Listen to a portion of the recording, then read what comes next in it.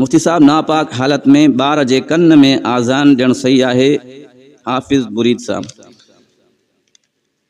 बार जे कन में आज़ान ॾियणु इहो सुन्नत अमल आहे ऐं नापाक हालत में ज़्यादा देर रहणु इहो नाजाइज़ आहे। जेकॾहिं को ॿार ॼाओ आहे त उन में का अहिड़ी एमरजेंसी न आहे जो तव्हां नापाक हालत में भी उन जे कन में आज़ान ॾियो।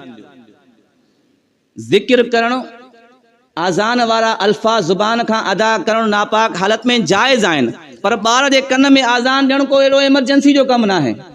नापाक हालत आहे त तव्हां पाक थियो, पाकीज़ा हालत में थी करे पोइ ॿार जे कन में आज़ान ॾिजे, नापाक हालत में कन में आज़ान न ॾिजे। या त को ॿियो ॾे, को अहिड़ो फ़र्ज़ वाजिब न आहे जो फ़ौरन आज़ान ॾियणी आहे, देर थी वई त क़ज़ा थी वेंदी, अज़ान क़ज़ा न थींदी आहे। हिकिड़ी न आहे ॿिए ॾींहुं ॾियो, फ़र्ज़ न आहे जो जल्दी आज़ान ॾियणी आहे, देर थी वई त क़ज़ा थी वेंदी।